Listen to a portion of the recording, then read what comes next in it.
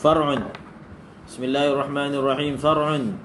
لو بقي طعام بين أسنانه فجرى به ريقه بطبعه لا بقصده لم يفطر إن عجز عن تمييزه ومجه وإن ترك التخلل ليلا مع علمه ببقائه وبجريان ريقه به نهارا لأنه إنما يخاطب بهما إن قدر عليهما حال الصوم لكن يتأكد التخلل بعد التساحر أما إذا لم يعجز أو ابتلعه قصدا فإنه مفطر جزما وقول بعضهم يجب غسل الفم مما أكل ليلا وإلا أفطر رده شيخنا. Far'un, satu ini adalah satu fara'. Lau baqiya ta'amun baina asnanihi, kalaulah berbaki makanan di antara gigi-giginya, maknanya di celah giginya ada baki sisa makanan. Fajara bihi, lalu telah menjalankan dengannya. Jara bihi ini, apabila jara dimasukkan dengan bihi, maknanya ajra lah.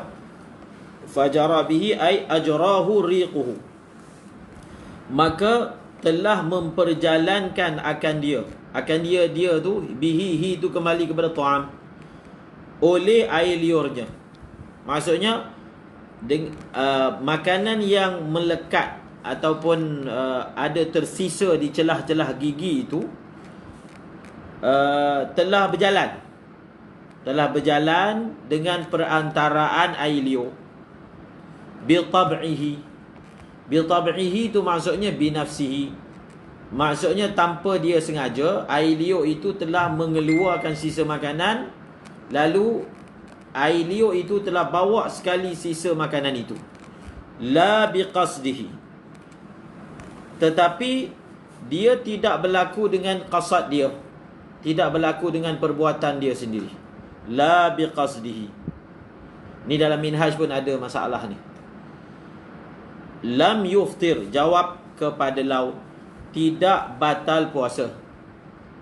Lam yuftir, jawab kepada lau, tidak batal puasa. In ajaza an tamyizihi wa majjihi, ada dua kaid. Ada dua kaid untuk puasa dia tak batal. Kalau sisa makanan bercampur dengan air liur, lalu dia tertelan masuk dalam kawasan batin dia, maka ada dua syarat. Ada dua syarat untuk tak batal puasa dengan menelannya. Pertama, ajaza an tamyizihi. Yang kedua, ajaza an majhi. Jadi tak batal itu kalau dia tak mampu nak tamyiz. Tamyiz tu maksudnya dia tak mampu nak asingkan antara air liur dan sisa makanan. Tak mampu. Yang kedua, dia mungkin mampu asingkan, tapi dia tak mampu nak majh, dia tak mampu nak ludahkan. Kalau cukup dua syarat, satu orang dia tertelan air liur bersama sisa makanan, maka tidak membatalkan puasanya. Wa'in ni ghayah. Wa'in ni ghayah. Ghayah kepada apa? Ghayah pada adamul fitri. Ghayah pada apa? Bahawasanya tak batal puasa kalau cukup dua syarat tadi, walaupun ni ghayah. Wa in tarakat takhallula lailan, walaupun dia telah meninggalkan takhallul. Takhallul ni maksudnya congkir gigi. Wa in tarakat takhallula lailan. Maksudnya apa? Walaupun malam tu sepatutnya sisa makanan tu dia boleh je buang dengan congkir gigi, dengan khilal. Kalau dia buang waktu malam, tak berlakulah air liur dia bercampur sisa makanan lalu dia telan. Sebab itu mukabil, pendapat lawan bagi pendapat ni, dia kata kalau satu orang itu dia boleh congkir gigi dia waktu malam, tapi dia tak buat. siang hari di celah-celah gigi dia ada sisa makanan, lalu apa? Lalu air liur bercampur dengan sisa makanan, walaupun dia tak sengaja tertelan, tetap batal. Faham? Ini pendapat muqabil. Sebab apa? Muqabil asah dia melihat daripada segi orang ini cuai. Dia boleh je elakkan daripada tertelan dengan cara malam tadi dia pergi congkir gigi. Kalau dia congkir gigi malam tadi, tak adalah berbangkit isu gigi dia ada melekat dengan sisa makanan, lalu dia bercampur air liur dan tertelan. Pendapat ni dhaif. Walaupun dia mampu untuk congkir gigi pada waktu malam, dia tak buat, lalu berlaku seperti yang mana dinyatakan ini, wa in tarakat takhallula lailan. Bukan setakat dia ini meninggalkan congkir gigi waktu malam, ma'a ilmihi bi baqaihi, dalam keadaan dia tahu memang ada sisa makanan, dan dalam keadaan dia tahu, dia yakin air liur akan mengeluarkan sisa makanan pada waktu siang. Faham tak? Ini macam mana kaedah fiqh dia. Sebab kita ada belajar dalam fiqh ni, ada perkara yang kalau kita tinggalkan, kalau kita buat dengan tak sengaja, kadang-kadang walaupun kita buat tak sengaja, tetap kita akan dihukum. Bila itu kita akan dihukum? Kalau ada kita ini boleh dikatakan cuai. Faham? Walaupun kita buat tak sengaja, tetapi kalau kita boleh dinisbahkan, boleh dianggap sebagai cuai, taksir, maka walaupun tak sengaja tetap kita dihukum. Jadi itu wajah ataupun sisi pandangan muqabil asah. Dia melihat daripada segi itu. Tetapi pendapat asah, dia ada alasan dia. Tengok, li'annahu. Ini alasan bagi pendapat yang meletakkan ghayah tadi. Li'annahu ni apa? Li'annahu ni ilat bagi apa? Siapa ada kitab i'anah, dia tengok. Senang. Kitab i'anah ni Masya Allah, dia punya hasyiah dia boleh kata segala selok-belok Fathul Mu'in tu dibedah. Kan? Dibedah, dikeluarkan marja'nya, dikeluarkan ilatnya, dinyatakan mu'allal dan seumpamanya. Menarik. Li'annahu ni, tengok, dia adalah ilat apa? Jadi mungkin pendapat muqabil asah, dia kata, kenapa orang yang mana dia cuai, tak congkir gigi waktu malam, lalu air liur bercampur? Sebab dia tahu memang gigi dia ada sisa dan boleh menyebabkan air liur bercampur, lalu tertelan. Kalaulah dia bercongkir waktu malam, benda ni tak akan berlaku. Kenapa kita tetap hukum puasa dia tak batal? Kenapa? Li'annahu. Okey? Kenapa? Li'annahu innama yukhatabu bihima in qadara alaihima halal sawmih. Li'annahu, kerana sesungguhnya hanya senya dikhitabkan akan dia. Li'annahu innama yukhatabu tu maksudnya mukallaf lah. Kerana seseorang mukallaf itu dikhitabkan bihima. Bihima kembali kepada bitamyiz.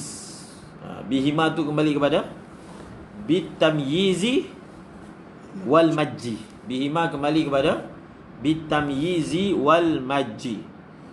Dia kata orang yang puasa, dia dikhitabkan, dia disuruh untuk asingkan antara sisa makanan dengan air liur, dan dia dikhitabkan untuk asingkan sisa makanan yang dah asing tu dibuang. Khitab itu hanya berlaku kalau waktu siang. Kalau waktu malam, khitab tu tak ada. Maksudnya pada waktu malam belum ada lagi kewajipan untuk diasingkan sisa makanan dan buang. Jadi perkara yang menjadi penyebab kepada sisa makanan tu ada, lagilah tak dikhitabkan. Faham? Dia punya cara hujah dia. Khitab, kan kita kata sisa makanan itu kena diasingkan dan diluahkan. Itu wajib. Bila wajib tu? Bila siang. Siang puasa. Malam belum ada khitab untuk perkara tersebut. Dan meninggalkan mencongkir gigi tu, lagilah tak dikhitabkan. Faham tak? Kalaulah musabbab pun tak dikhitabkan pada waktu itu, maka sabab pun tidak dikhitabkan. Begitu dia punya kaedah dia. Maka dia tidak wajib takdim. Belum sampai waktu khitab, macam mana kita nak hukum bahawasanya malam itu dia ni wajib untuk congkak gigi? Belum sampai waktu dia. Lakin tetapi yata'akkadu takhallulu, tetapi dituntut secara muakkad untuk bercongkak gigi selepas sahur. Tapi kalau selepas sahur dituntut untuk seseorang itu mencongkak gigi selepas sahur. Okey? Selepas sahur dituntut untuk mencongkak gigi. Khalas.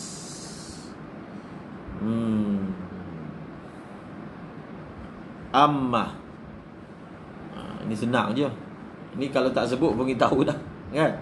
Masalah amma ni kalau tak disebut pun kita boleh tahu hukum dia. Amma idza lam ya'jiz aw ibtala'ahu qasdan fa innahu muftirun jazman.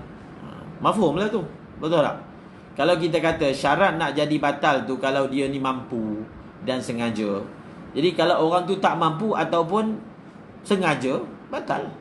Mafhum dia begitu. Amma idza lam ya'jiz aw ibtala'ahu qasdan fa innahu muftirun jazman. Jadi batal ni kalau dia telan itu dalam keadaan qasad. Okey, khalas. Faham tak? Ini masalah pertama ni. Allahu Akbar. Wa qawlu ba'dihim. Mubtada' wa qawlu ba'dihim.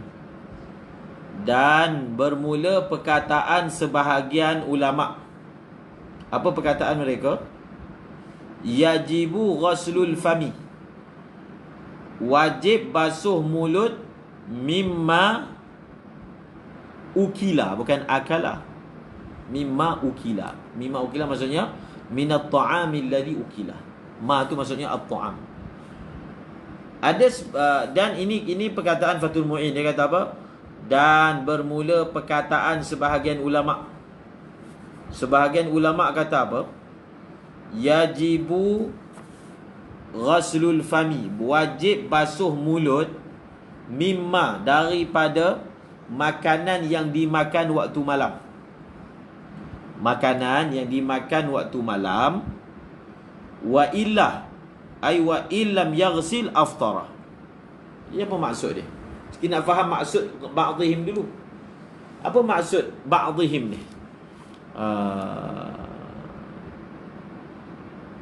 Maksud ba'dihim ni, dia kata kalau satu orang dia makan, contohnya makan sahur sebelum subuh.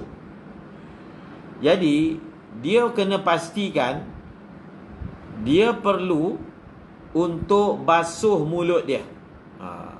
Dia wajib basuh mulut dia. Kalau dia tak basuh mulut, batal puasa dia. Takkanlah macam tu maksud dia, kan? Takkan sebab dia tak basuh mulut batal puasa. Apa kena-mengena, kan? Jadi apa maksud dia? Dalam kitab I'anah mengatakan maksud dia wazahiru anna muradahu aftara idza baqiya ta'amun wa jara bihi riquhu li'annahu muqassirun bi'adami ghuslihi wa laysa muradahu annahu yuftiru mutlaqan walau lam yajri bil ta'ami riqu illa ma'na lahu fata'ammal. Betul lah tu. Maksud dia, ni lain ni. Ni masalah ni, maksudnya satu orang dia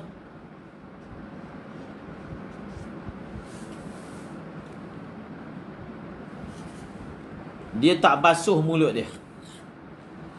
Jadi bila dia tak basuh mulut dia, masa dia sahur tu dia tak basuh mulut. Jadi bila waktu pagi mulut dia ni bercampur dengan kuih ke, bercampur dengan makanan ni kan? Bercampur. Lalu air liur bercampur dengan makanan, lalu dia tertelan, maka batal puasa. Itu maksud perkataan ba'dihim. Faham tak? Maksudnya, kalau nak faham perkataan ba'dihim ni, perkataan ba'dihim ni maksudnya siapa yang dia makan waktu malam, maksudnya waktu dia sahur dia makan, kemudian dia tak basuh mulut dia. Bila dia tak basuh mulut dia, ada sisa makanan, dan sisa makanan tu sudah tentu akan bercampur dengan air liur. Bila bercampur dengan air liur tu bergerak dan tertelan. Tertelan, bukan sengaja. Maka batal puasa dia. Sebab apa batal puasa? Kan dia tertelan. Maka dia kata batal puasa sebab apa? Sebab dia ini cuai. Dia taksir. Siapa suruh dia tak basuh mulut dia? Sebab dia tak basuh mulut dia, maka menyebabkan air liur bercampur, maka walaupun dia tertelan, tetap batal puasa dia. Ini maksud perkataan ba'dihim. Bukan maksudnya, jelaslah benda tu jelas, bukan maksudnya orang yang dia tak basuh mulut dia batal puasa. Jadi tu dia kata la makna tu, yang Ana kata tak ada. Mana ada kaitan orang tak basuh mulut dengan batal puasa kan? Sudah tentulah ada unsur tertelan. Okey? Faham tak? Ini perkataan ba'dihim ni raddahu syaikhuna. Raddahu syaikhuna ni khabar lah, khabar kepada qaulu ba'dihim. Raddahu syaikhuna ni adalah apa? Khabar kepada raddahu.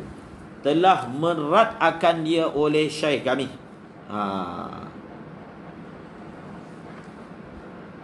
Telah merad akan dia oleh syekh kami. Maksudnya Ibnu Hajar Al-Haytami tak setuju. Dia kata tetap syarat nak jadi batal itu kena syarat yang sama. Lemah daripada tamyiz dan juga match. Sama sahaja.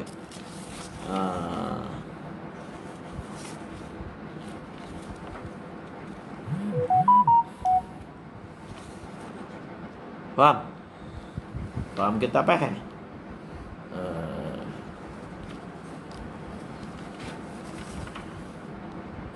Maknanya kalau macam ni, kalaulah ibarat begini,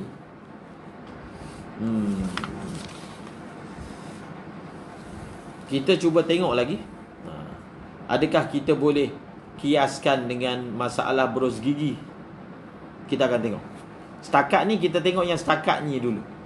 Maksudnya satu orang kalau ada makanan yang bercampur dengan air liur, lalu dia tak mampu nak asingkan dan dia tertelan, maka tidak batal puasa dia. Walaupun ada unsur kecuaian daripada dia, dia tidak congkil gigi waktu malam, ataupun dia tak basuh mulut dia yang menyebabkan mencampur. Okey, setakat ni boleh faham. Seterusnya wala yuftiru. Wala yuftiru bisabqi ma'in jawfa mughtasilin an nahwi janabatin ka haidin wa nifasin. Ini satu lagi masalah. Ini satu lagi masalah. Ada jumpa yang masalah taqlid ba'dal amal. Tak jumpa lagi. Muqaddimah.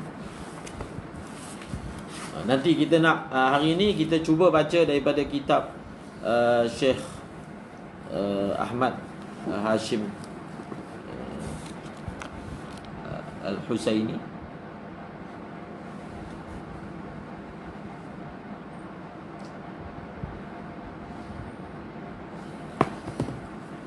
Tengoklah bila kesempatan.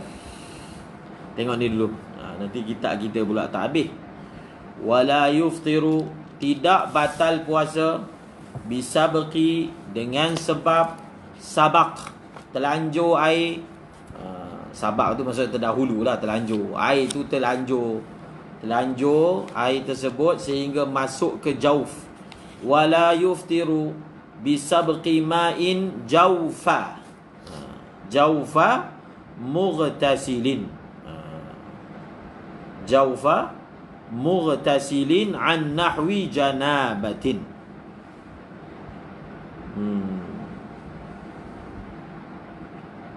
ka haidin wa nifasin.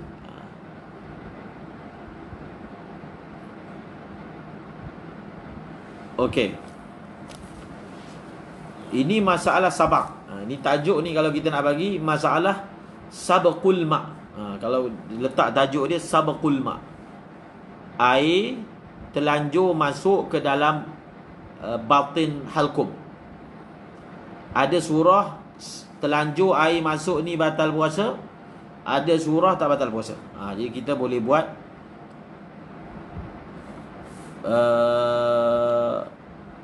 kita boleh buat apa? Kita boleh buat khulasah dia nanti. Tengok ni. Tidak batal puasa dengan sebab bisabqi, dengan sebab terlanjur air masuk ke dalam rongga. Rongga siapa? Jaufa. Jaufa mughtasilin. Rongga orang yang mandi. Rongga orang yang mandi. Mandi apa? An nahwi janabah. Dia mandi janabah an nahwi janabatin. Macam tu kan ibarat dia. Matan macam tu. Matan dia An janabah. An janabah. An nahwi janabah. Contoh lagi seperti haid, seperti nifas. Tapi dengan syarat idza kanal irtisalu bilan ghimasin fil ma.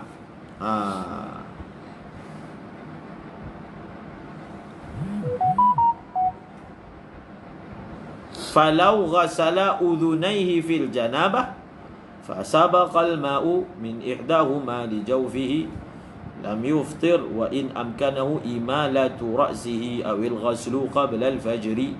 Tengok ni. Jadi maknanya ini surah sabqul ma' yang pertama.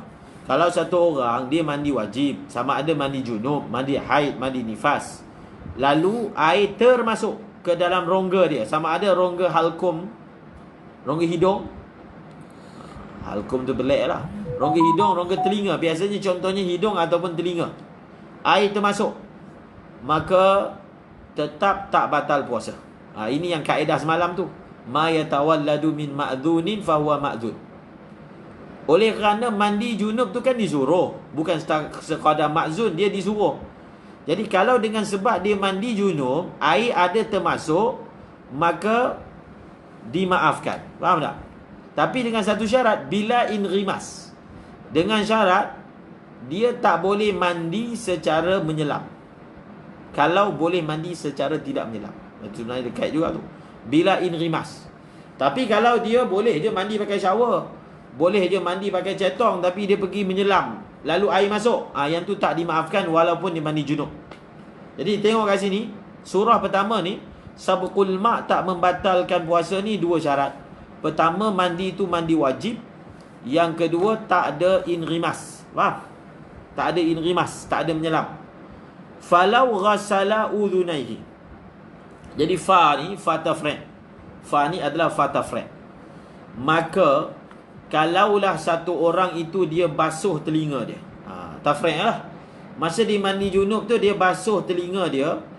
Fasabaqal ma'u. Lalu air telah teluru, meluru masuk. Maksudnya air telah terlanjur min ihdahima. Fasabaqal ma'u min ihdahima. Maka air telah masuk daripada salah satu daripada telinga dia ataupun kedua-dua sekali. Fasabaqal ma'u min ihdahima li jawfihi lam yuftir, tak batal puasa. Ini tafri'. Faham? Ini tafri' daripada kenyataan tadi. Wa in ghayah kepada hukum. Tengok. Wa in amkanahu imalatu ra'si. Ini memang selalu disebut dalam kitab. Dia tak perlu takalluf masa mandi. Orang yang mandi junub tak kata dia kena berjaga-jaga dulu, kena ihtiyat dulu. Selepas dah ihtiyat air termasuk barulah batal. Baru tak batal. Bukan, tak perlu ihtiyat. Walaupun dia boleh ihtiyat. Contohnya dia mandi, masa nak cuci telinga, nak cuci telinga kanan kan, dia miringkan kepala dia macam ni, dia tuang air. Dia jangan tuang macam ni, memang masuk kan. Tak perlu. Dia mandi macam normal. Dia mandi macam normal. Kalau air termasuk dalam keadaan dia melakukan tuntutan mandi, maka tak batal puasa dia. Wa in amkanahu imalatu ra'sihi. Faham tak? Jadi dia dalam fiqh ni nampak tak macam tadi? Macam tadi kan? Sama. Kalau kita tengok dua masalah ni dia macam sama. Ada setengah benda kita tidak ditaklifkan. Kita tidak perlu takaluf. Tak perlu takaluf apa? Contoh tadi kan, dia tak perlu, tak disyaratkan dia mesti congkir gigi waktu malam. Tapi disunatkan lah. Disunatkan untuk keluar daripada khilaf. Sebab ada ulama kata batal kan? Ada ulama kata batal. Kemudian dalam surah ni, wa in amkanahu imalatu ra'si, walaupun dia boleh imalatu ra'si, tetap dia tidak ditaklifkan. Dia tak ada syarat dia kena buat usaha ihtiyat, lepas tu kalau berlaku juga baru batal. Tak ada. Baru tak batal. Dia tak perlu. Wa in amkanahu imalatu ra'sihi, Allahumma salli ala sayyidina Muhammad, awil ghaslu qabla al-fajr. Awil ghaslu. Al-ghaslu tu atah pada mana? Mana? Al-ghaslu atah pada al-imalah. Maksudnya dia ni tahu, dia kalau mandi ni dia takut air masuk, mandi junub. Maka adakah kita kata dia ni wajib mandi junub sebelum subuh? Sebab kalau dia mandi junub selepas subuh, nanti air masuk. Maka dia perlu jaga-jagalah. Maka oleh kerana itu dia mandi sebelum subuh. Tidak, dia tidak ditaklifkan hatta untuk mandi sebelum subuh, walaupun dengan alasan khawatir air termasuk. Sebab apa? Dia tak perlu khawatir. Sebabnya kalau air masuk dengan sebab dia mandi junub, tetap tak batal puasa dia. Ma yatawalladu min ma'dhunin fahuwa ma'dhun. Cuma mandi junub sebelum subuh ni memang sunat ketika berpuasa. Untuk keluar daripada khilaf, ulama yang mengatakan siapa yang selepas subuh masih dalam keadaan junub, maka puasa dia tidak sah. Seperti mana yang diriwayatkan bahawasanya ini adalah pendapat Sayyiduna Abu Hurairah radhiyallahu anhu. Walaupun sebagai ulama menyangkalkan nisbah riwayat tersebut kepada Sayyidina Abu Hurairah. Kama idza sabaqal ma'u ila ad-dakhili lil mubalaghati fi ghaslin liwujubihima bi khilafi ma idza ightasala munghamisan fa sabaqal ma'. Kama, kaf ni dipanggil kaf apa ni? Kaf ni dipanggil al-kaf li tanzir. Kaf ni bukan tamthil, kaf ni bukan tashbih, tetapi kaf ni untuk tanzir. Jadi kita dah sebut dah hari tu. Kalau al-kaf li tanzir ni, terjemahan dia macam mana? Farizul, terjemahannya macam mana?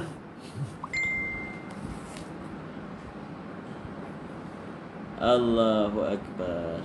Mana Farizul? Kaf li tanzir, kita terjemah dia macam mana?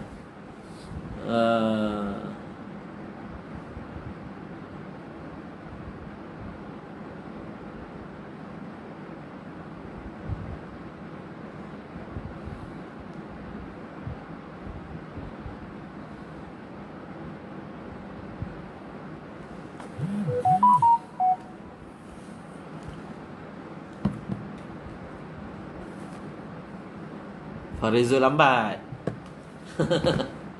Okey. Kaf li tanzir. Kita terjemah hari itu lebih kurang samalah seperti masalah. Samalah seperti masalah. Okey, samalah seperti masalah apa? Masalah ni lah. Idza sabaqal ma'u ila ad-dakhil lil mubalaghati fi ghaslil fami al-mutanajjisi. Ni, maksudnya masalah sebelum kaf dengan masalah lekas kaf, mereka ini kita panggil nazair. Masalah yang mana nazir, sama dia punya ciri dia sama. Bukan kita kata yang sebelum kaf itu adalah maqis, yang ni maqis alita, dia ni nazair. Okey, cuba kita tengok. Dia kata samalah juga macam masalah apabila air terlanjur masuk ke dalam rongga dalam kerana dia mubalaghah dalam basuh mulut yang menajis.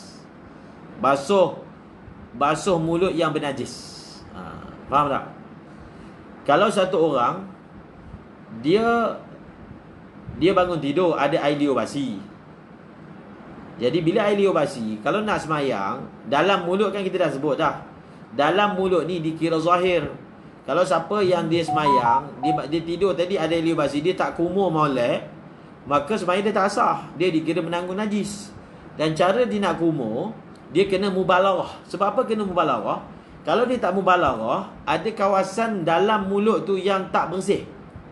Sedangkan kawasan tu zahir kan. Tapi masalahnya, kalau dia mubalarah, air akan terlanjur masuk.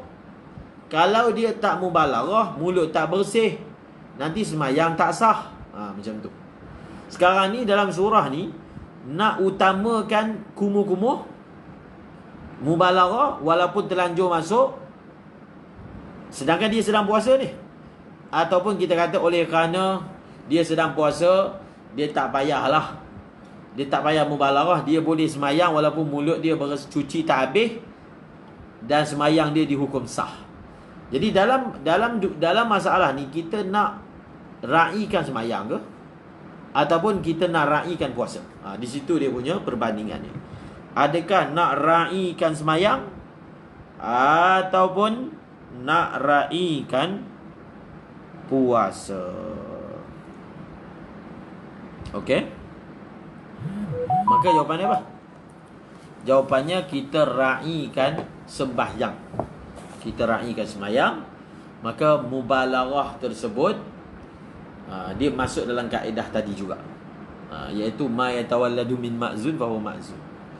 Jadi kita kan memang suruh dia mubalarah untuk cuci mulut dia. Tapi kalau dengan sebab mubalarah air termasuk, tak apa. Sebab air termasuk tu adalah cabang kepada benda yang disuruh, iaitu mubalarah untuk bukan mubalarah tu. Sebenarnya mubalarah tu bukan yang disuruh. Yang disuruh adalah bersihkan mulut. Tapi mubalarah tu adalah cara. Itu je cara. Itu je cara. Sebab tu ulama kata, kalaulah mulut dia tu, mulut yang bernajis tu, dia boleh basuh tanpa mubalarah, maka dia tak boleh mubalarah. Dalam i'anah dia bagi tambih. Yang kata mubalarah kerana cuci najis bulan puasa tu, mulut yang bernajis tu, dia jadi tak batal tu kalau ta'ayyana. Kalaulah apa? Kalaulah itu je caranya. Okey. Kama idza sabaqal ma'u ila dakhilil mubalaghah fi ghaslin liwujubihima. Liwujubiha, ha kembali kepada mubalaghah. Ha tu kembali kepada mubalaghah. Okey, kita kalau nak tengok bandingan masalah ni, kita boleh ambil contoh yang lain. Jadi kenapa kita langgar juga tu sabqul ma tu? Sebab kita nak buat benda yang wajib. Faham tak? Nak buat benda yang wajib. Cuci mulut tu wajib. Jadi kan kita hanya boleh korbankan sesuatu itu kalau benda itu dia punya tuntutan dia wajib. Faham tak? Okey, kita ambil satu contoh. Ketika semayang, satu orang dia tak boleh keluar suara, melainkan dia kena berdehem. Faham? Dia kena berdehem. Tapi kalau dia berdehem, semayang batal. Tapi kalau dia tak berdehem, suara tak keluar, semayang batal. Maka dalam surah ni kita langgar je. Berdehem tu kita langgar je, sebab kita nak buat benda yang lebih besar. Itu boleh. Itu kaedah tu kena faham dalam fiqh. Memang benda tu asalnya salah, tapi buat benda salah itu sebab nak buat benda yang lebih penting daripada dia, yang dituntut. Maka pada ketika itu, benda yang asalnya boleh membatalkan, dia jadi tak membatalkan. Tapi ulama kata dengan syarat, dia mesti berdehem untuk buat benda yang wajib sahaja. Betul tak? Dia tak boleh berdehem untuk buat benda yang sunat. Sebab itu berdehem ketika suara tak boleh keluar untuk baca Fatihah, boleh. Berdehem walaupun keluar huruf, tetap semayang tak batal. Dan ulama kata, tapi kalau dia berdehem sebab nak bagi suara kuat. Tak boleh. Sebab suara kuat ni sunat.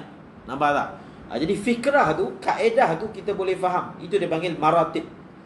Kalau orang sekarang ni panggil fiqhul awaliyat. Sebenarnya fiqhul awaliyat yang digagaskan oleh Dr. Yusuf Al-Qaradawi tu, benda tu sebenarnya dah wujudlah di dalam perbahasan-perbahasan fiqh. Kan? Memang ada benda itu dibahaskan. Yang mana nak ditakdimkan bila bertembung antara dua ni. Nak takdim yang mana? Maka dalam surah ni ditakdimkan buat benda yang wajib. Dan perkara tadi tu, sebab perkara tadi tu kenapa kita kata dia ni lebih ringan? Sebab memang ada surah seorang itu diuzurkan. Benda tu asalnya membatalkan sembahyang, tapi ada setengah surah kan, perkara yang membatalkan sembahyang diuzurkan, boleh buat juga kan. Jadi wajah tu memang ada dalam surah-surah yang lain. Maka sebab tu kita lebih tengok yang ini. Bukan kita kata oleh kerana kalau dia kuatkan suara untuk baca Fatihah menyebabkan keluarlah huruf, dia tak payah baca Fatihah. Nak jaga daripada tak berdeham. Bukan macam tu. Itu pemahaman yang tak betul. Dia langgar yang perkara tadi demi untuk membaca Fatihah. Sama lah kat sini. Nanti kita akan baca. Satu orang dia kumur-kumur ketika wuduk. Dia tengah puasa. Dia mubalarah. Lalu air termasuk. Batal tak? Batal. Kan? Satu, sebab mubalarah tu memang Nabi larang. Nabi tak bagi mubalarah. Kamu buat juga. Memang kena lah. Nabi kata, illa antakuna sa'iman kan? Jadi dia pergi mubalarah juga. Di situ memang jelas lah. Benda tu memang soreh syariat larang kamu mubalarah. Kamu mubalarah, maka ma yatawalladu min ghairi ma'zun. Dia akan jadi surah dia. Ma yatawalladu min ghairi ma'zun. Allahu akbar liwujubiha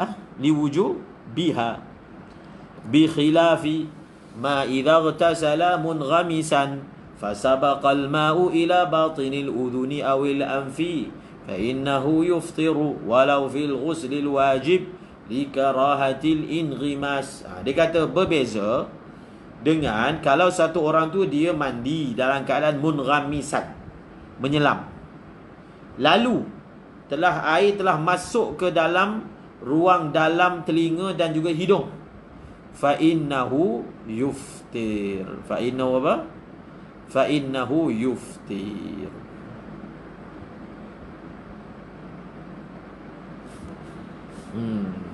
Betul tu Ustaz Munzir. Kalau faqidut tahurain, ulama mengatakan faqidut tahurain dia hanya boleh membaca surah Al-Fatihah sahaja. Sebab surah Fatihah tu adalah rukun. Okey. Allahumma salli ala sayyidina Muhammad. Tengok ni. Maka batal. Sebab apa batal? Li karahatil inghimas. Samalah. Li karahatil inghimas. Sebab menyelam tu makruh. Kan kita kata mandi boleh, tapi jangan menyelam. Jadi kamu pergi menyelam, dengan sebab kamu buat benda makruh tu, air termasuk, dia jadilah sama macam masalah makruh mubalarah ketika malmadah. Orang yang sedang puasa, makruh dia mubalarah. Jadi dengan sebab dia buat benda makruh tu masuk, batal. Kasabqi. Kaf ni pun sama, li tanzir. Farizul. Kasabqi ma'il madmadah. Sama macam masalah telanjur air madmadah bil mubalarah, dengan sebab mubalarah. Dengan sebab mubalarah ilal jauf. Sehingga mubalarah dan masuk dalam jauf. Ma'a, itu syarat tu. Ma'a tadhakkurihi lis-shaum. Ma'a tadhakkurihi lis-shaum wa ilmihi bi'adami masyru'iyatiha bi khilafihi bila mubalaghah. Tengok ni. Sama macam masalah air termasuk, air kumur-kumur yang dibuat secara mubalaghah termasuk ke dalam rongga. Jadi maknanya apa? Kalau satu orang dia kumur-kumur, air termasuk, dia kumur-kumur mubalarah, air termasuk, batal puasa dia. Tapi nak jadi batal puasa tu, dia ada dua syarat. Pertama, dia sedar dia sedang puasa. Faham? Dia ada pertama apa? Pertama, dia sedang puasa. Syarat dia yang kedua, dia tahu yang tak boleh berkumur-kumur secara mubalaghah ketika puasa. Dua syarat. Faham? Barulah dia ini dipanggil aliman amidan. Sebab mesti unsur tu kena ada. Kena ada lah, kan? Aliman amidan, dia mesti sedar dia sedang puasa. Bila dia sedar dia sedang puasa, barulah dia sedar dia tak boleh mubalaghah ketika kumur-kumur, kan? Jadi dia mubalaghah ketika kumur-kumur. Dia tak sedar dia sedang puasa, lalu air termasuk, tak batal. Faham tak? Ataupun dia mubalaghah ketika puasa dan dia sedar, cuma dia tak tahu orang yang sedang puasa ni makruh berkumur-kumur secara mubalaghah. Itu pun tak batal puasa. Bi khilafihi bila mubalaghah. Bi khilafihi bila mubalaghah. Bi khilafihi itu kembali kepada apa? Bi khilafi sabqi ma dzukira. Bi khilafi sabqi ma dzukira. Jadi tapi kalau satu orang tu dia kumur-kumur biasa je, tanpa mubalaghah, dah jadi macam mana dia kadang-kadang tersedak pok air termasuk, atau dia terjatuh ke air termasuk, maka tak batal puasa. Faham tak? Bi khilafi ma bila mubalaghatin.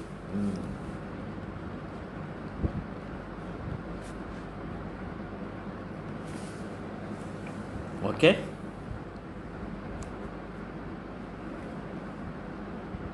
Dalam kitab Muqaddimah Hadramiyah dia sebut tu, yang dimaksudkan kumur-kumur yang tidak mubalaghah, yang air terlanjur masuk tak membatalkan puasa. Dia punya syarat dia kumur-kumur yang masyru'. Faham? Tengok kumur-kumur dalam keadaan mubalaghah, apa ilat dia? Apa ilat dia? Dia itu membatalkan puasa sebab dia tidak masyru', kan? Okey, kumur-kumur tanpa mubalaghah, lalu air termasuk juga, apa ilat dia? Dia tidak membatalkan puasa sebab dia masyru'. Jadi kalau satu orang dia kumur-kumur saja-saja litabarrud, faham? Dia kumur-kumur litabarrud, ataupun dalam kitab lagi dia bagi contoh, dia kumur-kumur kali keempat. Kumur-kumur 3 kali je, dia pergi buat 4 kali. Walaupun kali keempat itu tidak apa? Tidak mubalaghah, maka lalu air sabqul ma', maka batal puasa dia. Batal puasa dia. Macam yang masalah tu lah. Masalah letak tu, kan? Lalu satu dia menelan dalam keadaan lupa, lain. Satu dia letak lalu sabak, tertelakan, batal. Okey? Bercabang-cabang masalah dia. Boleh buat khulasah tu. Kita boleh buat khulasah. Tajuk dia sabqul ma ilal jauh. Wa kharaja biqauli an nahwi janabah al-ghuslul masnun. Sebenarnya pendapat ni dhaif, tapi kita tengok dulu. Dan keluarlah dengan perkataanku daripada seumpama junub mandi sunat. Maksudnya berdasarkan pendapat, maksudnya dalam Fathul Mu'in ni, dia kata kalau satu orang mandi wajib, air termasuk kat telinga, tak batal puasa. Tapi kalau dia mandi sunat, mandi Jumaat misalnya, air termasuk ke dalam telinga, batal puasa. Faham?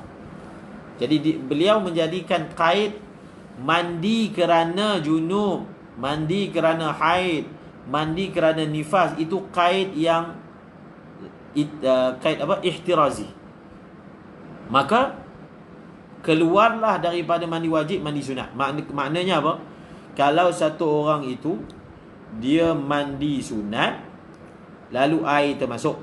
Tengok dia kata wa kharaja biqauli an nahwi janabatin al-ghuslul masnunu wa ghuslut tabarrudi fayuftiru bi sabqi ma'in fihi walau bila inghimas.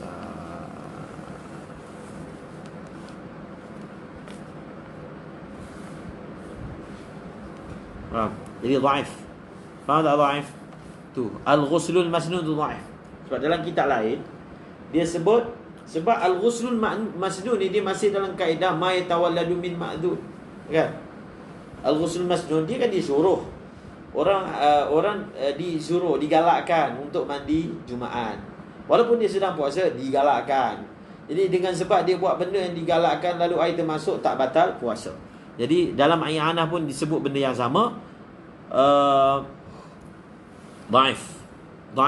Yang muktamadnya itu surah tu. Wa ghuslut tabarrud. Itu muktamad. Mandi adat, mandi bersejuk-sejuk. Mandi bersejuk-sejuk. Itu sahaja yang muktamad. Adapun kalau mandi kalau kita nak umumkanlah, kalau air termasuk ke dalam rongga dengan sebab al-ghuslil ma'mur, sama ada ma'mur masyru', al-ghuslil masyru' ataupun ma'mur, sama ada amran jaziman ataupun amran ghaira jazimin. Amran jaziman tu maksudnya wajib, amran ghaira jazim tu maksudnya sunat. Dalam dua-dua surah tu tak apa, tak batal puasa. Walaupun dia mandi tu, yang kata mandi adat tu, walaupun dia mandi tu, dia mandi dalam keadaan apa? Tanpa menyelam, tetap batal puasa. Batal puasa. Khalas. Habis. Furu'un.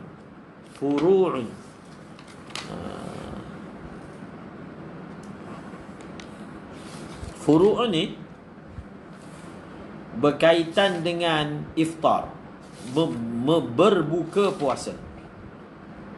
Berkaitan dengan iftar, berbuka puasa. Perkara membatalkan puasa ni dah habis lah maknanya. Dalam kitab ni dah habis dah sebutan dia, perkara yang membatalkan puasa.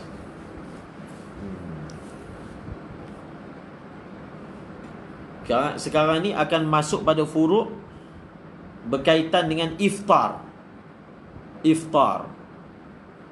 Berbuka. Berkaitan dengan apa? Berbuka. Yang tadi kita belajar muftir, perkara-perkara yang membatalkan puasa. Sekarang ni kita masuk ghuslut tabarrud tu apa? Farizul. Ghuslut tabarrud tu mandi saja. Mandi biasa, mandi pagi, mandi petang. Bukan mandi sunat, bukan mandi wajib. Mandi adat. Itu maksud ghuslut tabarrud. Okey?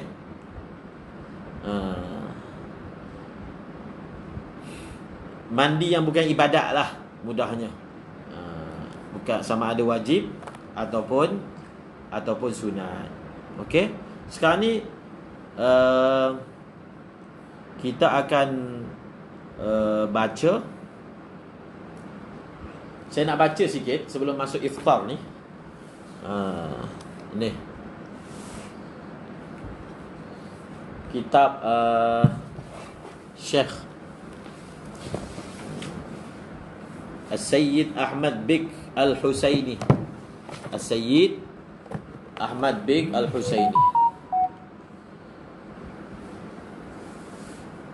Beliau kitab ni, dalam ni ada majmu' rasail. Majmu' rasail. Ada beberapa perkara yang beliau memberi tambih, sebab beliau ni kan muhakkik kepada kitab Jadi beliau tahqiqkan tentang masalah ni, beberapa masalah. Okey, saya baca sikit. Ittafaqa ulama'ut tashrih ala anna al-udhuna manfadun ghairu munfatih. Ini daripada kitab apa? Ini daripada kitab Dalilul kitab tentang Dalilul Musafir. Tapi ini istitrat bila dibahaskan tentang masalah telinga.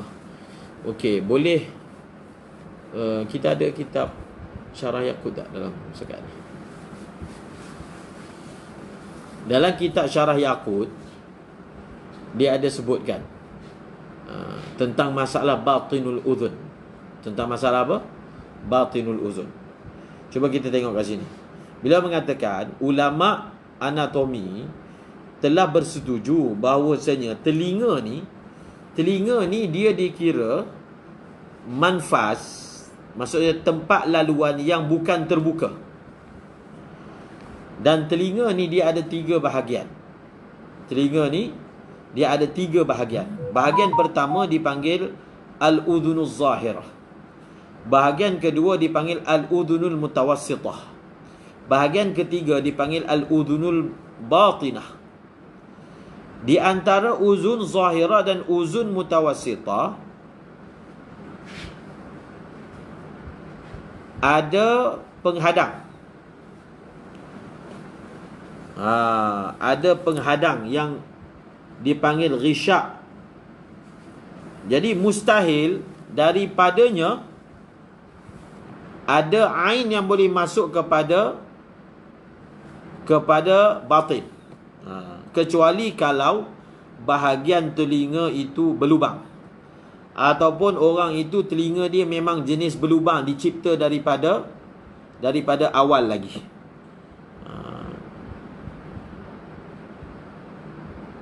Dan sebahagian orang menganggap ada lubang antara satu bahagian ke bahagian yang lain. Sebenarnya tak ada lubang.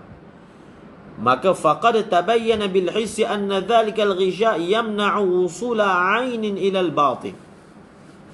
Falau wada'a insanun ma'an fi udhunihi wa nama 'ala jambihi wa ja'ala udhunahu al-mamlu'ata bil ma'i ila al-a'la wa makatha sa'atin aw ayyaman la yumkinu an yasila ila al-batin syai'un min dhalika al-ma' wa hadhihi suratul udhun. Wa hadhihi suratul udhun. Jadi beliau ada bagi gambar telinga, tapi dalam cetakan ni tak jelas lah gambar ni. Boleh tengok gambar telinga. Dia kata telinga ni dia bukanlah dia tak ada laluan yang boleh bawa masuk ke batin, ke bahagian batin, kecuali kalau ada lubang. Kalau orang itu secara tidak normal dilahirkan begitu, atau memang dia ditebuk, barulah boleh masuk. Jadi kenapa Syekh bahaskan tajuk ni? Syekh ni dia ni ahli undang-undang, dan beliau ni kalau tak silap pun macam engineer juga. Sebab itu kitab Dalil Musafir ni antara kitab yang saya jadikan rujukan untuk mengambil Masafatul Qasri. Kita ambil daripada kitab Syekh lah untuk dapatkan Masafatul Qasri, sebab beliau ini memang ahli dalam bab ukur-ukur ni. Jadi saya pakai yang beliau, iaitu lebih kurang 89.4. Okey. Ini pun satu lagi beliau ada bahaskan tentang masalah mata. Masalah mata. Kemudian beliau kata lagi, wa kadzalika qala ulama'u syar'i syarif innaha manfadun ghairu munfatih wa in kanu qad adduha jawfan yuftiru as-sawma idza dakhalat fihi 'ainun wa la 'ibrata bima qarrarahu ba'dul mutaakhirin fi hawashihim ka hawashi al-manhaji wa at-tahriri wa syarh ibn Qasim al-Ghazi min anna al-udhuna manfadun munfatihun ila ar-ra'si fa innahu la nasiba lahu min as-sihhati wa talama kuntu astab'idu 'ala al-fuqaha وهم من التحري ومزيد التثبت والاحتياط في أحكام الدين بالمحل الأرفع أن يقولوا شيئا اتفق علماء التشريع على نقيضه حتى تبينت بعد ذلك أن جميع كتب المتقدمين ناطقة بأن الأذن منفذ منفتح إلى قحف الرأس وهذا مسلم لا يختلف فيه اثنان. Jadi Syekh ni, beliau ni tahqiq. Beliau kata dalam kitab-kitab ulama mutaakhirin menyebut telinga ni dia adalah manfadun munfatih. Manfazun munfatih. Maksudnya telinga ni dia bukan macam mata. Dia dikira manfazun munfatih. Tetapi itu mutaakhirin. Dalam kitab hasyiah-hasyiah, dia kata hasyiah tahrir, hasyiah Ibn Qasim, hasyiah manhaj. Tetapi kalau kita melihat kepada kitab mutaqaddimin, mereka tak ada sebut pun begitu. Sebab tu beliau kata tak mungkinlah ulama-ulama kita yang cermat bercakap sesuatu yang bertentangan dengan apa yang disebut oleh ulama anatomi, ahli anatomi tentang tubuh badan manusia. Sebenarnya kitab-kitab dulu dia guna perkataan begini. Dia sebut begini, al-udhunu manfadhun munfatihun ila qahfir ra'si. Itu ayat dia. Telinga adalah manfas yang munfatih kepada kahfar ra'si. Dia kata kalau ini saya terima. Maka beliau menyebut falhamdulillahilladzi hadana li hadza wa ma kunna linahtadiya laula an hadanallah. Jadi ini yang yang disebutkan, ada sebahagian muhasyi yang telah melakukan tawarud. Tawarud ni istilah Syekh Muhammad Awamah, iaitu kesalahan yang diwarisi. Dan punca kesalahan itu adalah masalah keguguran dalam teks. Jadi beliau menyebut di sini wa anna mansha'al ikhtilaf baina kutubil mutaqaddimin wal mutaakhirin suqutu lafzati qahf fi naqlin naqil awal 'an asy-Syabramallisi idh naqala anhu annaha manfadhun munfatihun ila ar-ra'si فأسقط من عبارته القحف وصار هذا الإسقاط إلى عبارة الناقلين عنه في كتبهم ونحن تلقينا تلك الكتب على ما فيها ما أن عبارة الشبرمليسي تامة لا إسقاط فيها وقد عد المتقدم قحف الرأس من الباطن فهو جوف يفطر الصوم بوصول عين إليه وإن كان غير محيل الغذاء ولا الدواء على أصح القولين كما نص عليه في كتب المتقدمين كفتح الجوال والعباء والبهجة وجرح الراو والعزيز والمستظهر وغيرها. Itu yang saya sebut tu. Sebenarnya bukan maksud Syekh ni, beliau sebab dalam minhaj sini disebut kalau sesuatu ain masuk ke batinil udhun membatalkan puasa. Beliau setuju, bukan yang tu yang beliau petikaikan. Yang saya rasa dalam kitab Syarah Yaqut tu sebut lain, kan? Dalam kitab Syarah Yaqut, beliau menukilkan secara salah. Mungkin itu sahun. Beliau mengatakan bahawasanya Syekh Ahmad Beg telah buat kajian.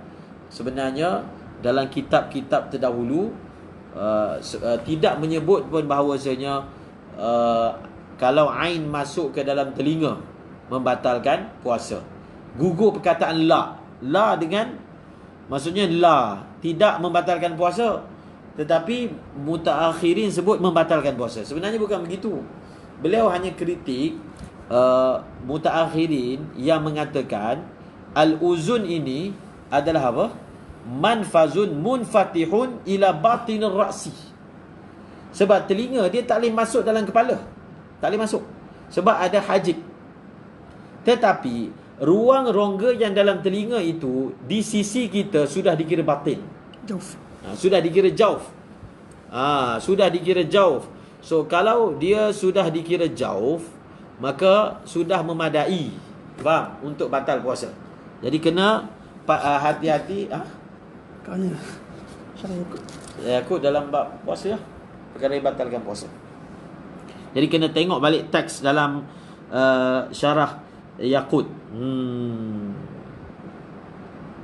Jadi beliau kata wa bihadza ta'lam anna al-khalala innama ja'a min naqli arbabil hawashi al-mutaakhirin wa tadawalahu al-fuqaha'u wa laqanuhu man akhadha anhum hatta sara min al-muqarrar indahum anna al-udhuna manfadhun munfatihun ila ad-dimagh وليس من المتقدمين أحد يقول بذلك فتبين أن ما قاله السادة الشافعية موافق لما ثبت بالتشريح من أن نهاية الأذن الظاهرة داخل في حدود الرأس وإن كان غير نافذ إليها والحق أحق أن يتبع فينبغي لمن أراد التحقيق أن لا يقتصر على الحواشي وكتب المتأخرين ويكتفي بما فيها وينبذ كتب الأولين ظهريا فإن ذلك ربما كان مانعا من الوقوف على الحقائق فكثيرا ما رأينا تصرف الناقل في عبارة الأوائل قد أفسد الصالح وأخل بالمراد. Jadi poin yang Syekh bagi ni memang perkara yang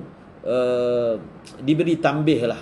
Syekh apa tu, ada ulama Tarim pun, Atas, dia kata kita telah mengabaikan kitab mutaqaddimin al-awail, sedangkan dalam kitab awail ni ada barakah, ada nur, kan? Jadi kalau kita dah sampai satu tahap dalam belajar fiqh, maka kita perlu tingkatkan lagi dengan membaca kitab-kitab mutaqaddimin. Kita mungkin tak pernah sentuh kitab Al-Wasit, tak pernah sentuh Bahrul Madhab, tak pernah sentuh Nihayatul Matlab. Dia kitab-kitab mutaqaddimin ni, sebab kitab-kitab mutaakhirin ni, khususnya matan, dia hanya menyebut matan. So matan ni dia berfaedah untuk kita hafal masalah. Tapi untuk tafqih, untuk kita jadi mutafaqih, maksudnya kita dapat faqihun nafs. Tengok macam mana mereka bila nak bahas masalah tu, dia akan bahas daripada asal dia, daripada dasar masalah dibahaskan, dibawa nakal. Sebab mazhab ni kan nakal, akhir sekali pergi kepada khulasah. Walaupun kadang-kadang natijah yang beliau bawa tu mungkin dhaif, tetapi dia punya cara bahas tu akan melahirkan satu malakah. Cuba kita baca Bahrul Madhab, macam mana dia punya bahas. Tengok macam mana tawassu' dia. Kita memang tak tahulah. Cuba tengok Imam Nawawi masa bahas Majmu', tengok kadar mutala'ah dia. Cuba tengok Ibnu Hajar Al-Haytami ketika membahaskan dalam Fatwa Fiqhiyah Kubra, tengok tawassu' dia. Kalau kita lah yang terakhir ini, kalau kita bahas, mungkin kita punya nakal fiqh manhaji lagi teruk, kan? Ataupun takrirat sadidah. Jadi unsur asatiza tidak sepatutnya hanya al-iqtisar alal takrirat sadidah. Itu untuk mubtadi'in. Dia hanya melemahkan malakah kita. Dia hanya kita gunakan untuk mutalaah syariah sahaja. Tapi untuk dapat tafaqquh, maka perlu tawassu' dalam pembacaan. Jadi ini contoh. Dan ada satu lagi contoh, kan? Contoh tentang masalah apa? Di manakah kedudukan mayat, kepala mayat lelaki dan kepala mayat perempuan. Jadi dalam sebahagian hawashi, dalam sebahagian hawashi memang sebut, dan diamalkan pun di tempat kita, kepala lelaki sebelah kiri, kepala perempuan sebelah kanan, kan? Memang ada sebut dalam kitab pun. Jadi cuba tengok Syekh Ismail lah. Syekh Ismail Usman Zain. Syekh Usman Zain. Syekh Usman Zain. Syekh Usman Zain, tengok. Ismail Zain. Syekh Ismail Zain. Beliau tulis kitab, kan, risalah Tahqiqul Maqam. Bahawasanya sebenarnya tahqiqnya, kepala perempuan dan kepala lelaki ni masa letak jenazah tu sama je. Jadi itu yang kita asatizah ni nak perlu tingkatkan.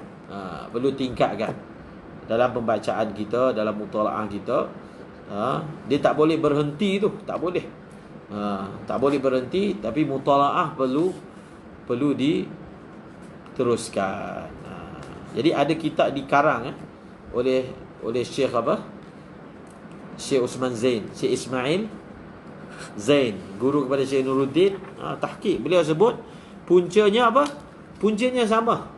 Kesalahan dalam, walaupun muhasyi sebut, tapi tak semestinya benda yang disebut oleh muhasyi. Tak semestinya benda yang muhasyi sebut tu muktamad. Kadang-kadang muhasyi ni, kadang-kadang lah, dia punya tafriq terlebih.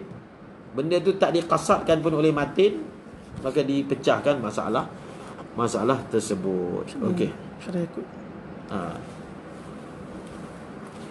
Syekh Ismail Usman Zain. Selalu tertukar. Syekh Ismail Usman Zain.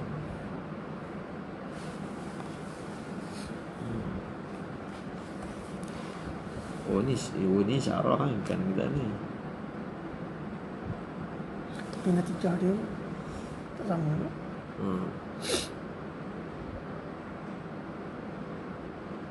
Itulah. Okey.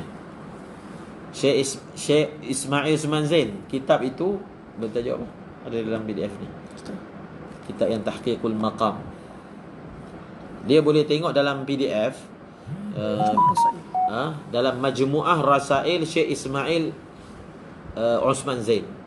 Ada kepala nama kitab tu Tahqiqul Maqam. Di situ boleh tengok bagaimana beliau bahaskan tentang kedudukan kepala ketika meletakkan jenazah. Walaupun hatta dalam Bushrul Kari pun sebut tu, beza kepala lelaki dan perempuan. Dalam Hasyiah pun ada sebut. Tetapi kita kena jadi ashabut tahqiq. Maka kita tengok macam mana ulama tahqiq, bukan kita jadi mujtahid, tapi kita tidak semata-mata taklid. Dia tak boleh begitulah. Itu untuk mubtadiin boleh, tapi untuk kita tak semata-mata taklid sahaja. Okey?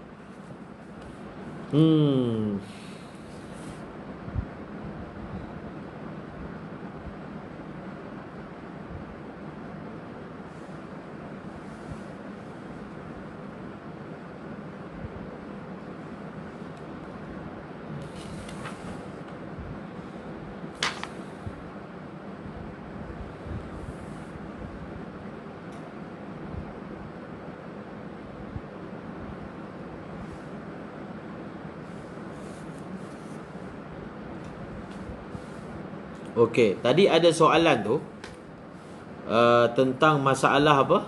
Masalah mata. Jadi Syekh Ahmad pun ada bahaskan. Syekh Ahmad Beg Al-Husaini pun ada bahaskan. Tadi ada soalan daripada Ustaz Abdul Rahman tentang masalah mata. Ini pun ada. Ini masalah mata. Masalah mata. Jadi kita tutup dengan masalah mata ni. Masalah mata. Adakah manfas munfatih? Ma'ruf dalam kitab-kitab kita, mata ini dikira manfas ghairu munfatih, betul tak? Manfas ghairu munfatih. Tetapi ni saya baca sikit. Faidatun ittafaqa ulama'ut tashrih ala anna al-'aina manfadun munfatihun.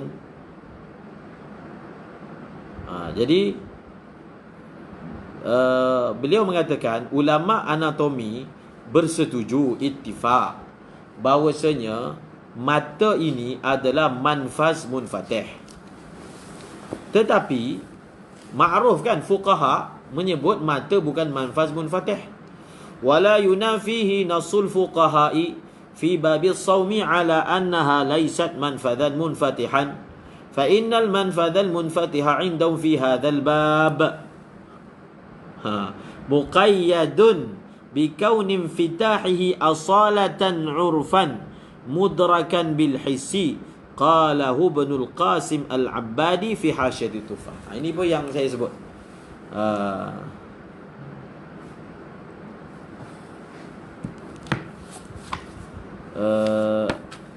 Kalau tak diperlukan mubalaghah. Tu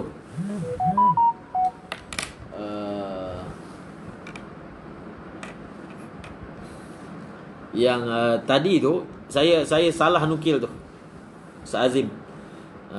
Bukan, ibarat dalam i'anah bukan macam tu. Saya salah tengok tadi. Dalam ibarat i'anah tu dia kata walau ta'ayyana sabqu bil mubalaghah. Tak ada masalah tu, tak ada. Walau ta'ayyana sabqu bil mubalaghah. Sebab dia dalam kitab dia ginilah. Kalau memang kita nak cuci najis tu, sebab dalam kitab, kalau kita kena tengok dalam kitab cuci najis. Cuci najis mulut, ulama sebut cara nak cuci najis mulut ni dia mesti kena mubalaghah. Kan? Yang walau ta'ayyana tu, ibarat tu walau ta'ayyana sabqu bil mubalaghah tu, dia kata wayang bari, kena letak kaid tu. Dia kata walaupun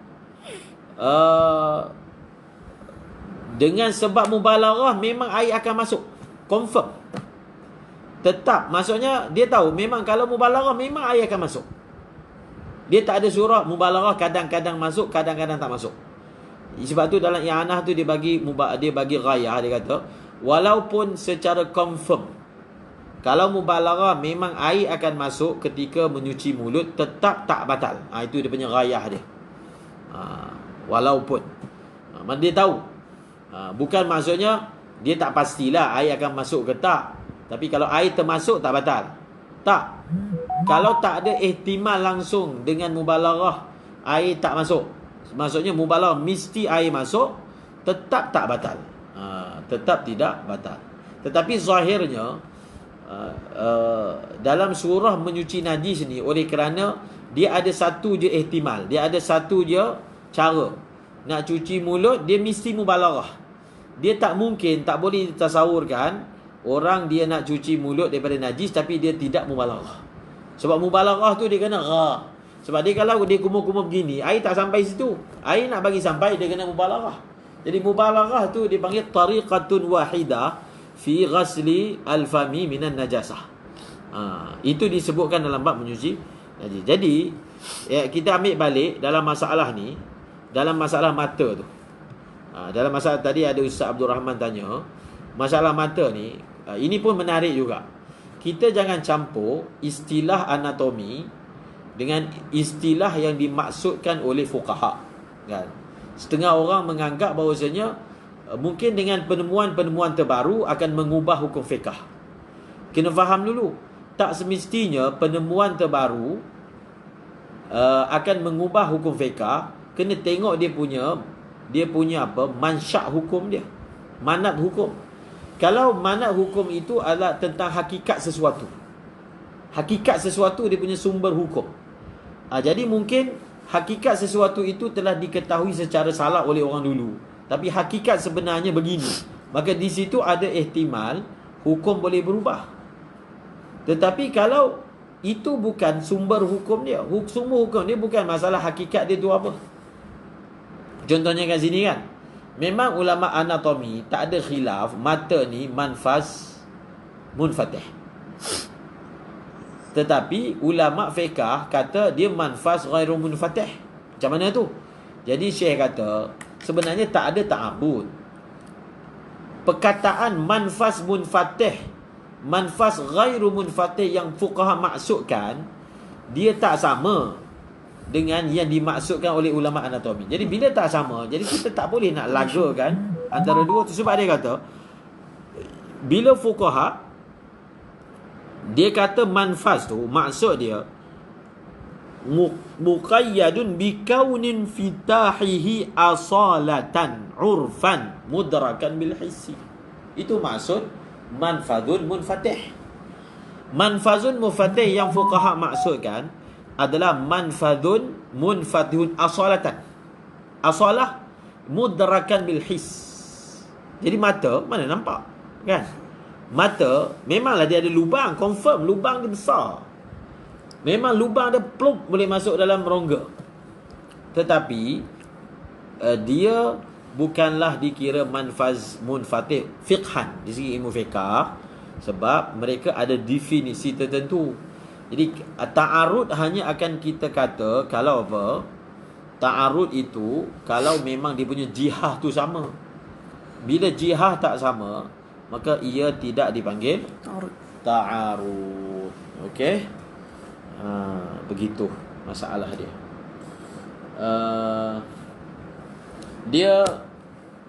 Kita nak kita belum keluarkan lagi. Kita belum keluarkan lagi tentang masalah inhaler. Tapi begini, semalam pun saya ada sebut bahawasanya masalah inhaler ni, satu kita kena kaji, adakah dia ada ain ataupun dia tak ada ain. Okey, adakah dia ada ain ataupun tak ada ain kat situ. Jadi untuk kajian itu kita perlukan rujukan pakar. So kalau kita kata dia ada ain, dan memang masuk ke dalam rongga yang batin, kalau nak kata tak batal, ada berdasarkan, ingat tak fatwa yang kita baca hari itu? Dalam Buriyah Al-Mustarsyidin. Dalam Buriyah Al-Mustarsyidin, ingat tak? Dalam Buriyah Al-Mustarsyidin. Jadi masalah inhaler ni kita nak bahaskan secara asatizah lah. Secara asatizah tu maksudnya kita nak tahu macam mana nak keluarkan hukum. Macam mana nak keluarkan hukum? Satu, kita kena tahqiqkan adakah gas inhaler tu dia adalah merupakan ain ataupun tidak. Okey, kalau dia merupakan ain, adakah ain dia tu memang masuk ke dalam rongga. Jadi kalau cuma saya macam pernah dengar ada ulama di Hudaidah lah. Kalau saya tak silap macam Syekh Haidar yang sebut, macam Syekh Haidar yang sebut. Maksudnya kalau orang itu bergantung kepada inhaler, dia boleh pakai tapi tak batal. Sebenarnya kalau berdasarkan kaedah biasa dalam mazhab batal. Cuma berdasarkan fatwa ni dalam kitab Al-Buriyah Al-Mustarshidin, cetakan Darul Minhaj jilid 1 bab puasa, kan kita dah baca dah hari tu daripada fatwa Bahuwairith. Ubtuliya biwaj'in fi udhunihi la yuhtamalu ma'ahu sukun illa biwad'i dawa'in yusta'malu fi duhnin aw qutnin wa tahaqqaqat takhfifa aw zawal al-alami bihi bi an 'arafa min nafsihi aw akhbaru tabibun jaza dhalika wa sahha sawmuhu lid-darurah. Intaha fatwa Bahuwairith. Jadi dalam fatwa ni dia kata kalau satu orang dibalai dengan sakit telinga, tak boleh nak reda, melainkan letak ubat yang dia letak minyak pada kapas dan akan jadi reda. Dia tahu benda tu diri sendiri, pengalaman atau doktor bagi tahu, dia boleh buat dan puasa dia sah. Jadi berdasarkan ini, tapi pendapat ni dhaif lah dalam mazhab. Berdasarkan ini, kalaulah kita kata bahawasanya inhaler tu memang ada ain dan ain tu masuk ke dalam rongga, maka berdasarkan fatwa Bahuwairith ni tidak membatalkan puasanya. Tapi dhaif, kan? Dhaif. Di dalam hasyiah ni khalafahu fi nihayah, dalam kitab Nihayah, dalam kitab Qala'id, dalam kitab At-Tuhfah. Qala'id ada kat situ, biru kan?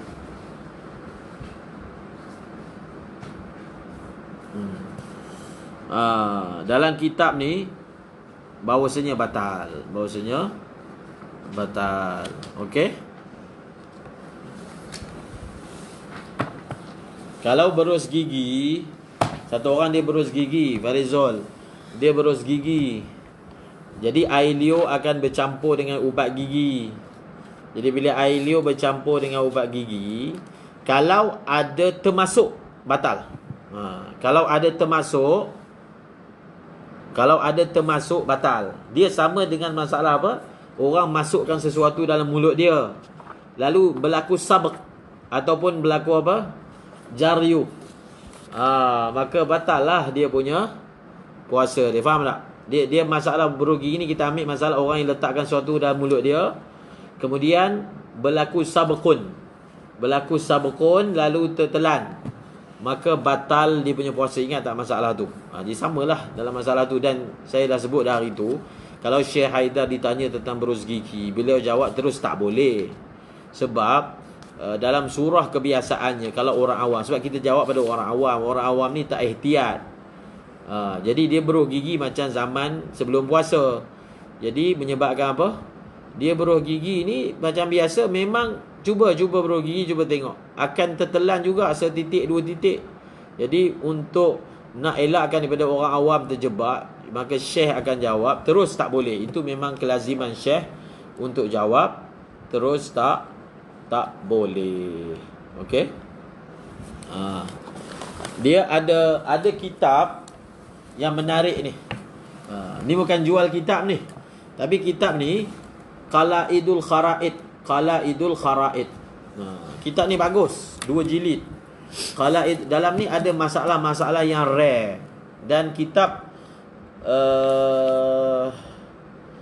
ini karangan Baqashair. Beliau ni juga ada tulis kitab Haid, tapi tak tahulah ada naskah dia. Sebab Baqashair ni Al-Faqih Abdullah bin Muhammad Baqashair Al-Hadrami Al-Syafi'i, kitab ni. Jadi dalam kitab ni beliau adalah masail-masail yang rare, yang menarik, yang boleh kita petik, insya-Allah.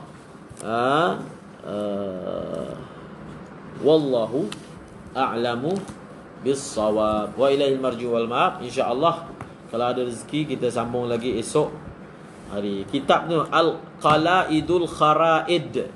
wa Faraidul Faraid karangan Al-Faqih Abdullah bin Muhammad Baqashair Al-Hadrami Al-Syafi'i Al-Mutawaffa sanata 800 Al-Mutawaffa sanata 958. Jadi masalah Bahwairis tu menarik lah, tapi dhaif lah dalam mazhab.